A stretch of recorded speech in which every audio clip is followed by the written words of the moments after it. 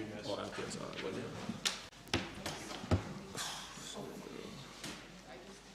Ooh, 2 for 2. Okay, everybody, we've got Eddie Lampion Jr. and Javon Hadley. We'll go ahead and open up for questions. John, for the guys that played in last year's game, did this game mean a lot? You guys came out with a lot of energy and it seemed like a lot of purpose. Oh yeah, no doubt. I mean, we've definitely had this game marked on the calendar for quite some time.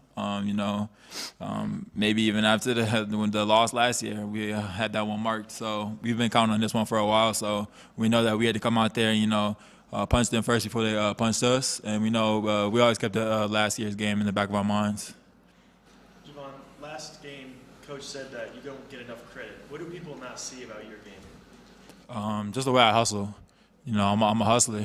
I've been a hustler since I was a kid. I just do the dirty work.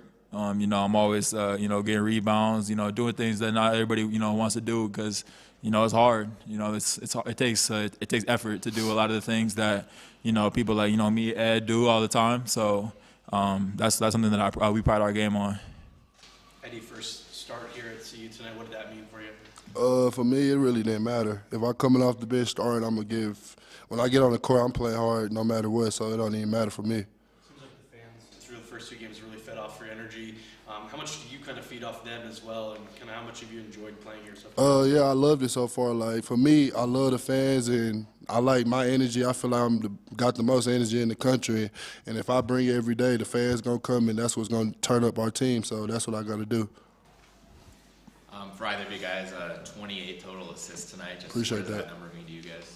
A lot. It mean a lot just because me and Vaughn every day, like when I punch in, he looks straight in. Just we not selfish. Nobody.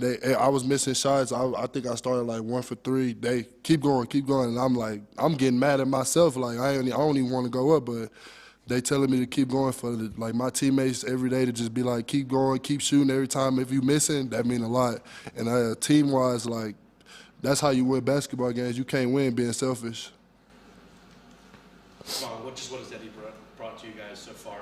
And how tangible is that energy that you guys feel during the game? He kind of hit on it.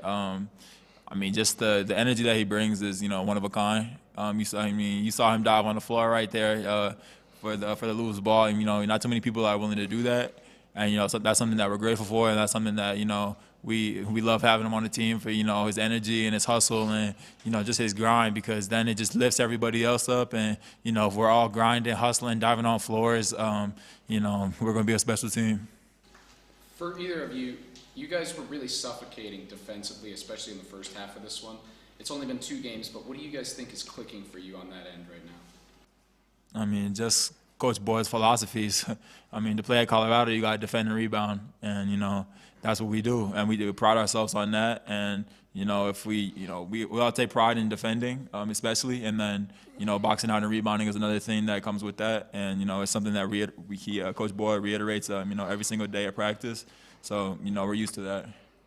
When they made the switch to the 2-3 zone late in the first half, and then they kept it going in the second half, how much was patience kind of a message in the huddle for you guys? Because it seemed like you guys are really, taking your time offensively and trying to get the best shot possible. I got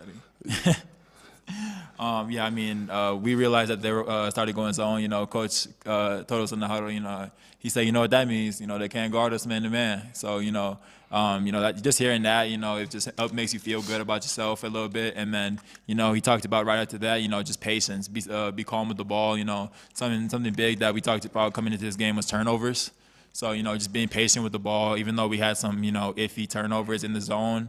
That's something that we're still working on, and that's something that we're going to get good at. And turnovers, we cut it down a lot this game, so we can't be satisfied though. Our goal is 11 and under, so we didn't hit that, but it's something that we're continuing to work on.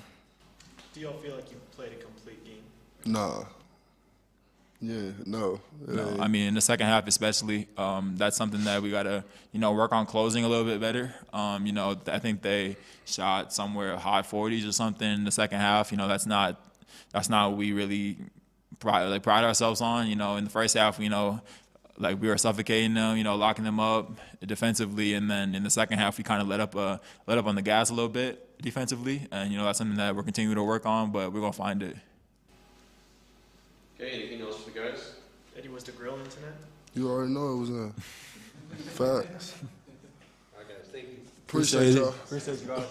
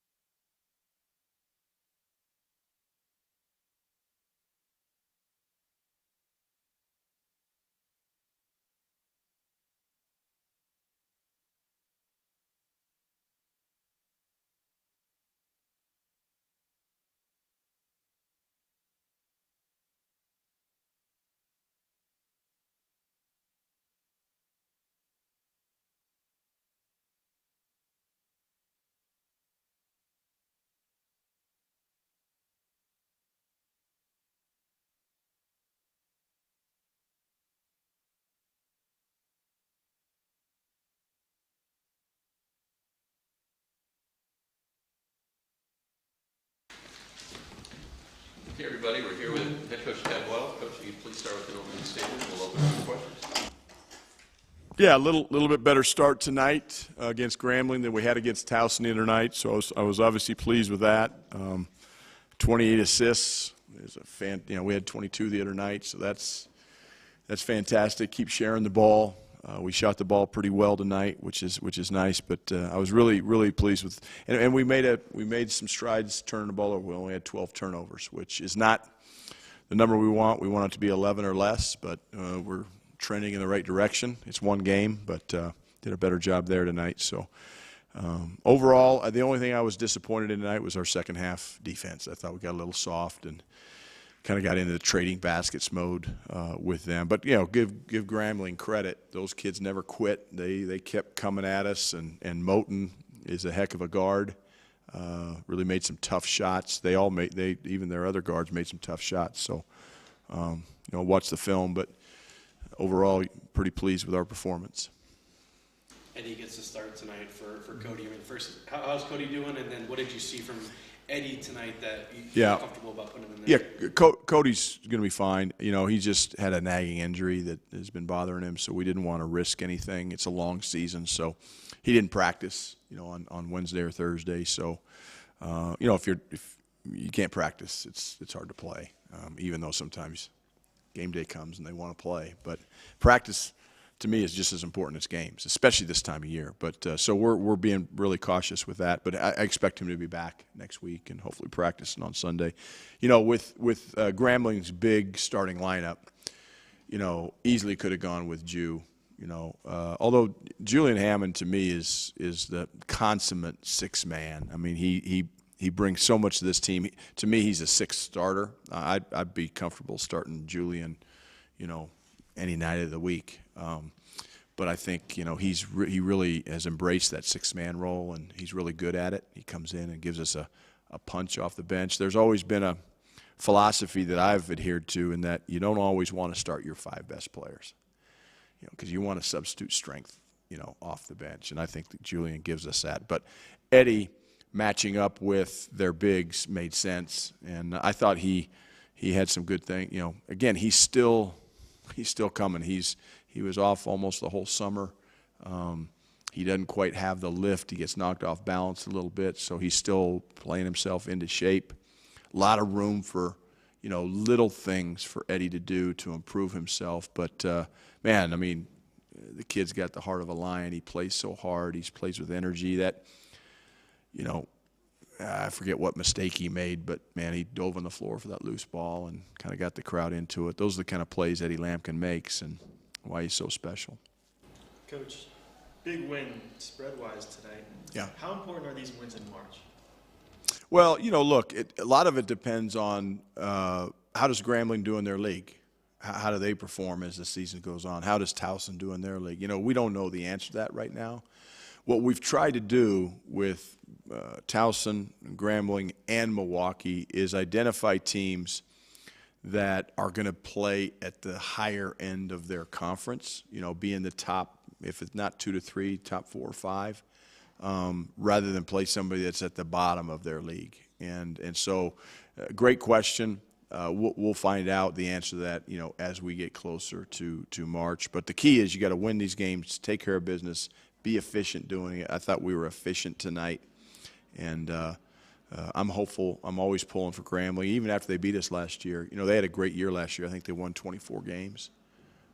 So they had a good year, and that makes that loss maybe less embarrassing when they have a great year. But hopefully they have a great year. I've got a lot of respect for their coach, and their players played their hearts out tonight.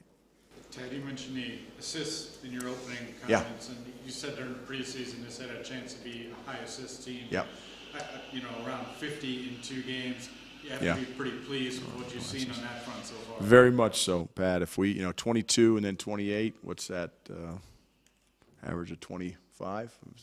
I wasn't a math major, but I was a business major. So, no, those are good numbers. And obviously you got to make shots to get assists, and we've made enough shots these last 2 games, especially again second half the other night against Towson. But shot the ball well.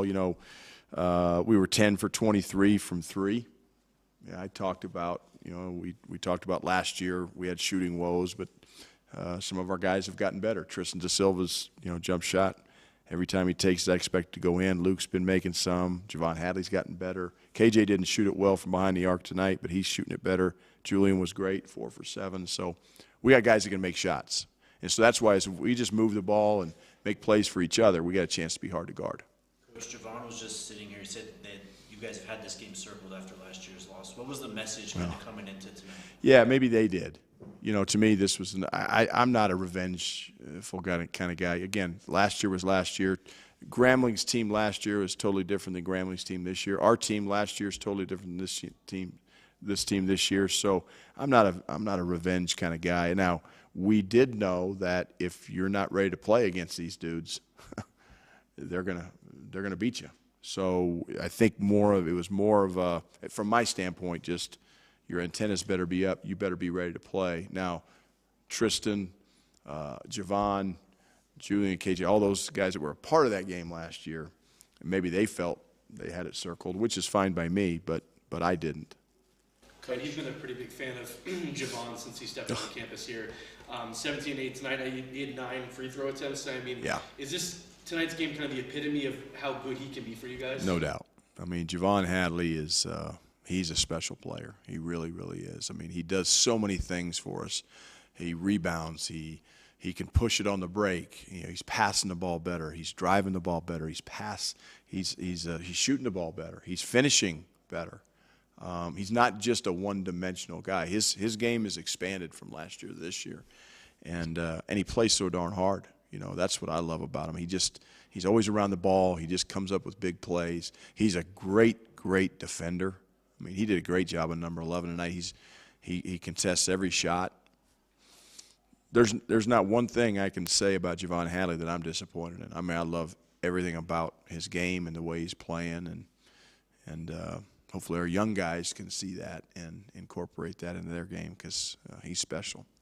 Coach, there was a stark contrast in Tristan's first half tonight from Monday, and on Monday you said that was on you guys not getting him involved.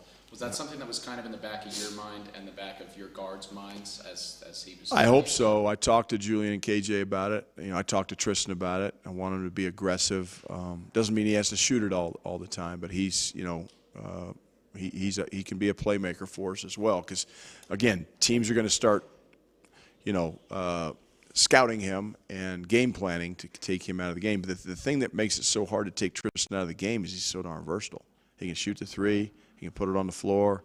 He can post up smaller guys. He can shoot it over big guys. He can, you know, he does so many things for us. So, yeah, we got to get him involved in more ball screens. I talked to our team about that, both he and Cody.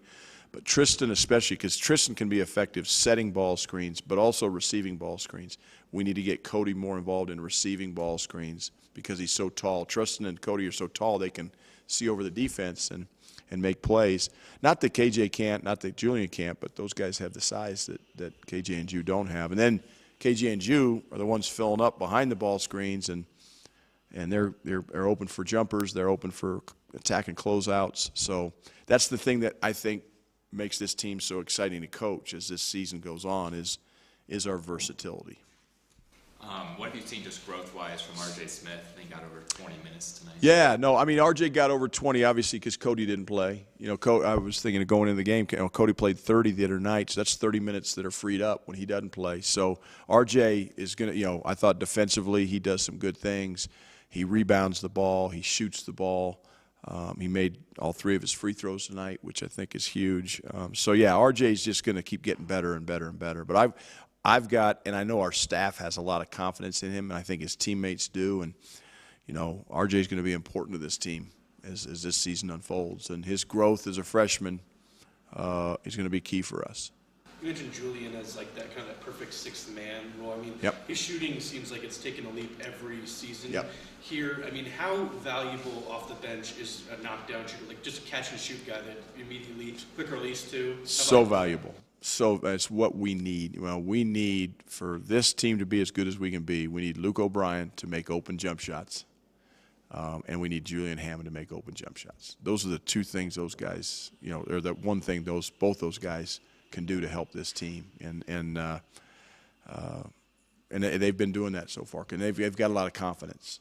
So, and I want that to continue. Even if they have a bad game, that's the one thing I want our guys to understand is you're not going to shoot it well every single night. If you're not shooting it well, that's okay. Do something else to help the team. Rebound the ball, defend, get loose balls, set good screens, cut well, space the floor. And hopefully our guys are mature enough to understand that. Okay, anything else for Coach? All right. Thanks, guys.